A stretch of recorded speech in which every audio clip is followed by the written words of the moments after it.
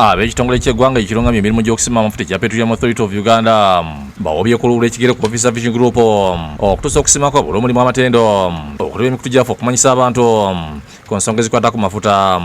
Bakulembeddwamu akulira ebyamateeka mu kitongole kino Ali Sekatawa nga byevumbi akafubo n'abakulira kampuni nakulembeddwamu agikulira Don Innocent Wanyama n'omukunganyi okunti ku Barbara Kaija nga abayitiddemu eggwanga lituuse ku nsonga y'okuyigula amafuta agazuula mu bitundu ebyebunyolo. Sekatawa ategeezezza nti basanze okusumuzibwa kw'amaanyi olw'abantu ababunyisa obulimba okwetoolola ensi nga balaga nga Uganda bweyonoonye nnyo obutonde bw'ensi ng'esima amafuta n'okuzimba omudomo okugatambuza ekintu kye baagala okulwanyisa nga bayita mu mikutu egy'amawulire. Ng'obulimba bwe batambuza bagamba pipeline eriyita mu Lake Victoria wakati, pipeline yatta dda abantu miliyoni 4, yatta ebisolo ne twewuunya. Kaakati kwe kukwatagana n'ebitongole nga New Vision n'ebirala nti tusobole okuwa amawulire amatuufu. Awadde bannansi essuubira okutuukiriza ekirooto eky'okutandika okusima amafuta gano mu mwaka ogujja nga bwe kyateekebwateekebwa.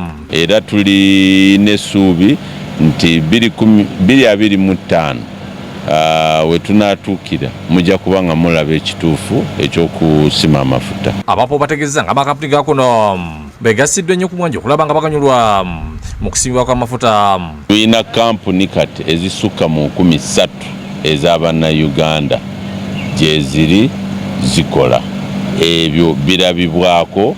Mu kiseera kino bategeeza nga batadde essira mu kunyweza enkolagana n'ebitongole eby'enjawulo okuyambako okumanyisa bannansi ku mafuta.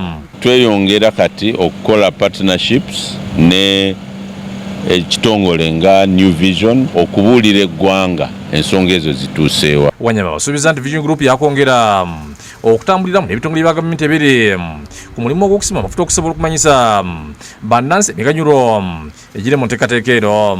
What you can take from us as a media company is that obviously you can count on our support for all the undertakings. We understand the critical nature of this particular resource to our economy, to our people's lives and everything. And we have our general support. Fred Kajobi yakusakidde eggulu enkulu wa KDTV.